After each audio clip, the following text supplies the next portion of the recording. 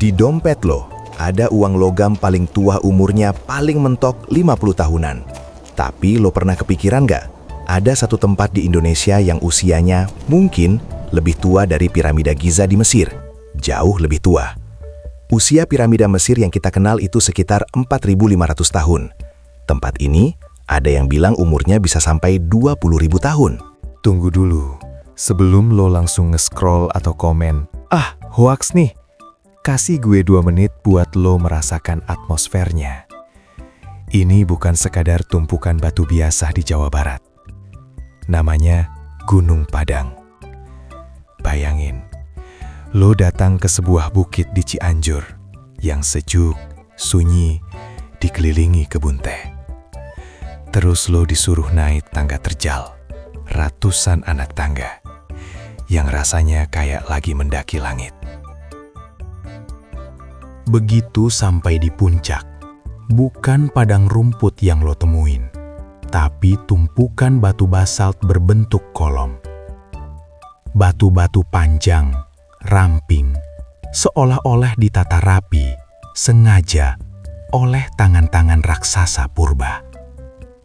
Warga lokal di sana, mereka udah lama tahu tempat ini. Mereka menyebutnya Punden Berundak.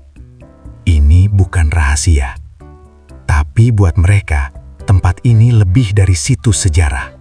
Ini adalah Karuhun, tempat leluhur yang dijaga dengan ketat, bukan oleh pagar, tapi oleh cerita. Cerita tentang penjaga kuno. Dan inilah misteri terbesarnya. Siapa yang menata batu-batu ini? Kenapa usianya bisa sedalam itu? Dan benarkah ada rahasia yang jauh lebih besar tersembunyi di bawah tumpukan batu ini yang dijaga oleh entitas yang dipercaya warga setempat? Kita bongkar tuntas. Oke, mari kita masuk ke inti masalah. Kenapa Gunung Padang jadi perdebatan panas banget di dunia arkeologi internasional? Jawabannya cuma satu. Angka 20.000 tahun. Angka 20.000 tahun itu, kalau benar, akan menulis ulang sejarah peradaban manusia. Bayangin gini, lo lagi nongkrong di warung kopi, terus lo nyicip kopi di gelas.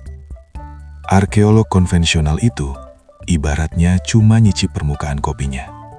Mereka lihat lapisan paling atas, yang isinya artefak kayak gerabah atau perkakas, yang umurnya mungkin cuma 5.000 tahun. Mereka bilang, ya udah, umur situs ini segini. Tapi, tim geologi kontroversial yang dipimpin oleh Pak Denny Hilman itu nggak puas. Mereka ngebor. Mereka ibaratnya ngambil sampel ampas kopi paling dasar yang udah mengendap ribuan tahun. Mereka pakai metode geolistrik dan radiokarbon dating pada sampel inti yang mereka ambil dari kedalaman 15 sampai 30 meter. Hasilnya, mereka menemukan lapisan buatan manusia yang umurnya 10.000 tahun, bahkan sampai 20.000 tahun lebih. Mind-blowing kan? Kalau umur ini benar, artinya saat itu, manusia di sebagian besar belahan dunia masih sibuk berburu, masih hidup nomaden. Tapi di Cianjur, Indonesia, sudah ada arsitek yang bisa memotong, membawa, dan menata batu-batu kolosal ini. Ini jauh sebelum peradaban Mesopotamia, jauh sebelum suku Maya, jauh sebelum hampir semua peradaban yang kita pelajari di buku sejarah. Ini bikin kita mikir, seberapa jauh kita salah memahami masa lalu kita sendiri. Sekarang, kita fokus ke materialnya. Gunung Padang itu bukan cuma tumpukan kerikil. Situs ini dibuat dari batu-batu andesit yang berbentuk tiang-tiang prisma, kayak pensil-pensil raksasa yang diruncingkan. Nama ilmiahnya, basalt columnar. Batu jenis ini sangat keras dan unik. Coba lo bayangin, ribuan tahun lalu, tanpa crane, tanpa roda yang proper, dan tanpa perkakas baja, orang-orang ini harus memindahkan dan menata kolom-kolom batu seberat ini.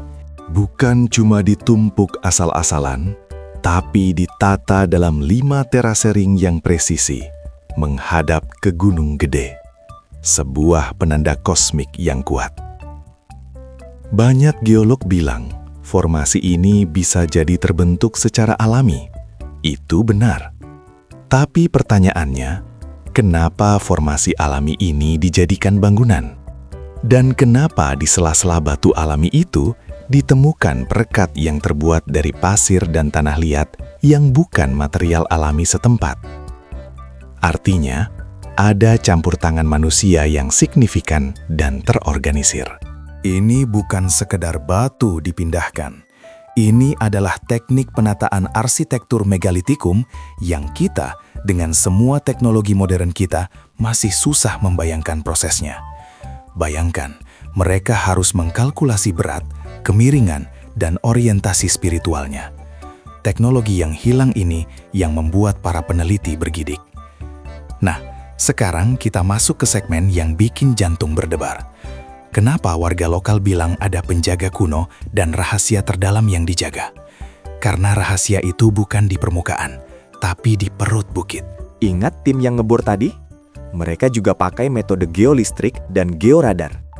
Ini ibaratnya kayak röntgen raksasa buat melihat apa yang ada di bawah tanah. Hasilnya, ada anomali.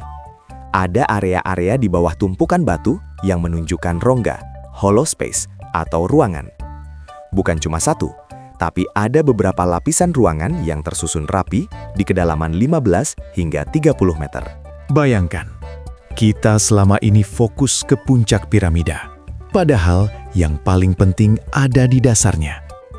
Beberapa peneliti berspekulasi, ini bisa jadi adalah ruang chamber raksasa atau bahkan sebuah struktur yang lebih kompleks, semacam candi bawah tanah atau bahkan pusat energi. Ketika ekskavasi mencoba mencapai rongga ini, kontroversi langsung memuncak. Warga lokal sering mengingatkan, hati-hati, ada eyang yang menjaga. Mitos dan sains di sini bertemu. Gunung Padang dengan 5 teraseringnya melambangkan konsep mikrokosm dan makrokosm. Naik ke teras paling atas itu bukan cuma capek, tapi ini adalah perjalanan spiritual dari dunia fisik menuju dunia spiritual. Fungsi utama Gunung Padang, menurut interpretasi budaya, adalah sebagai pelabuhan langit. Ini bukan makam, ini adalah titik temu. Batu-batu kolom basalt yang berdiri tegak itu dipercaya sebagai media penghantar energi atau bahkan penangkal petir spiritual.